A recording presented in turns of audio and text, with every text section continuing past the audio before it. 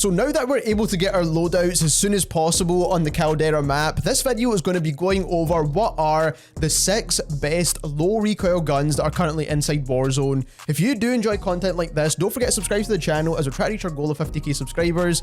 Click the link in the description down below and subscribe to our second channel. We do post extra content over there. Now before we get into the actual list itself, there's 2 guns from each game. So we've got 2 Cold War weapons, 2 Vanguard weapons, and 2 Modern Warfare weapons. So there's a little bit of something in here for everyone. On top of that, there is a lot of other low recoil options, but these are the ones that I feel like are the most easiest to use for every single game, and they actually hit pretty hard as well. So it's not just that they're super low recoil and they're not going to do any damage.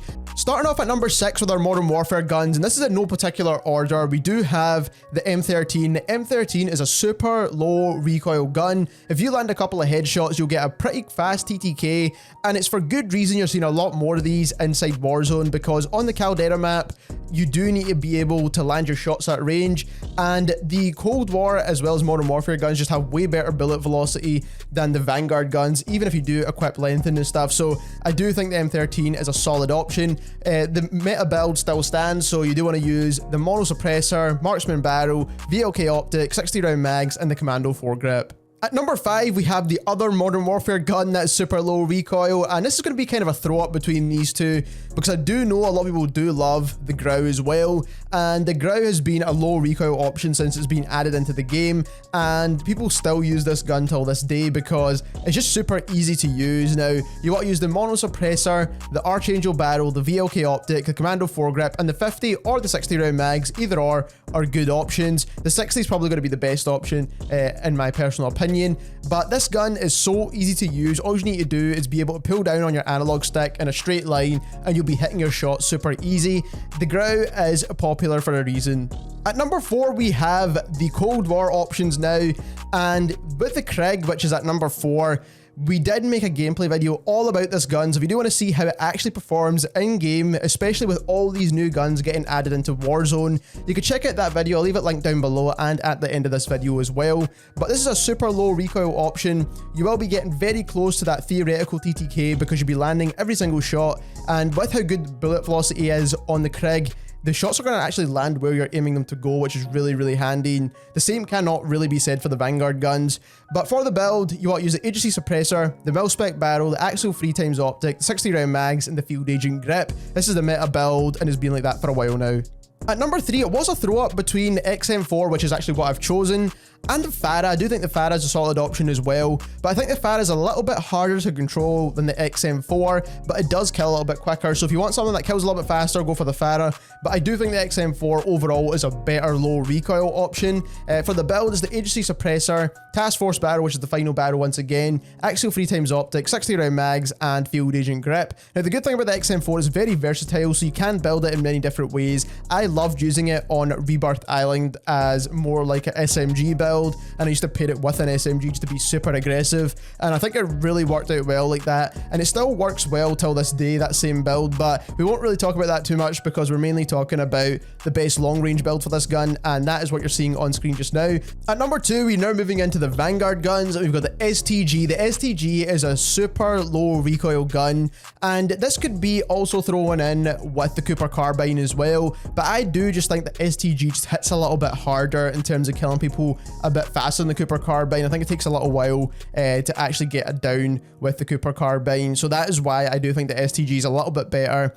But for the build, you want to use the Mercury silencer, the 760mm barrel, which is the second barrel you unlock, the G16 optic, which is my personal favorite, but you could choose whatever one you like. I know people like different optics. Precision stock, which is the best stock to use, is going to help with that side-to-side recoil.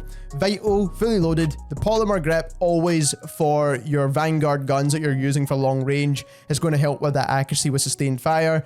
The 60 round mags, because you are using this for long range, but you could actually go for the 50 round mags, but I think that's a better option for sniper support in my opinion. Lengthened, and then the strife angled grip. I think the strife angled is better than the hand stop, but either or are good options in my personal opinion, so it's really what you prefer, but I just prefer the strife angled grip on all my long range Vanguard weapons. And like I said, this STG has been solid for long range since it's been added into the game. The only issue with the Vanguard guns, like I said, is that the bullet velocity isn't the best. We made a whole video talking all about that, so if you do want to check out the stats for it, I'll leave that link in the description as well. Last but not least, at number 1, we do have the Bren LMG. Now, everyone knows that the Bren is one of the most popular guns in the game right now because it's super low recoil. You can build it in 2 different ways, which I'll show you in just a second.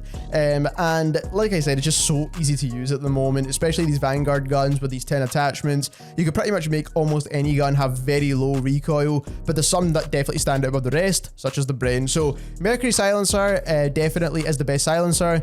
The Royal barrel is the best because it's going to help with the recoil control overall. It also helps with bullet velocity as well. G16 optic, again, you can choose whatever one you like. Hawkinson stock is the best stock at controlling recoil because it helps with the accuracy with sustained fire.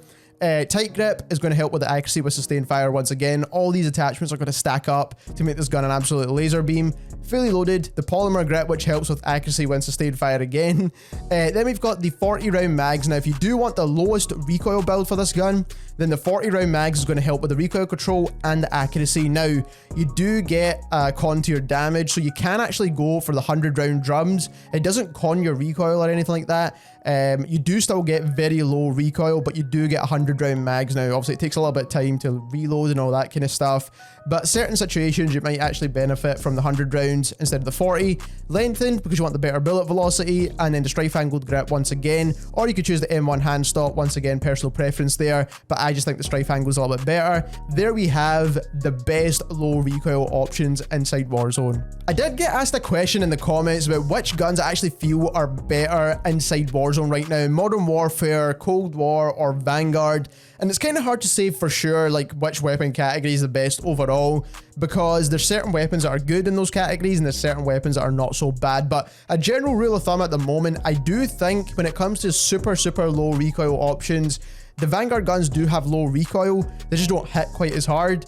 Then the Cold War guns, in my opinion, are the best for long range because you get a good TTK with most of the weapons, you get good low recoil with most of the weapons, and you get better bullet velocity than the Vanguard guns. So that is definitely the way to go in my opinion for long range options. I would choose Cold War weapons. Then when it comes to close range options, I would always choose a Vanguard gun because for the most part, they actually do have better TTKs. Guns like the Well gun and the MP40 absolutely destroy any SMG right now, besides like the Lapa and maybe some of the MP5s. But if you enjoyed this video and learned something new, don't forget to subscribe to the channel as we try to reach our goal of 50k subscribers. Click that link in the description down below and subscribe to our second channel, and thank you very much for watching.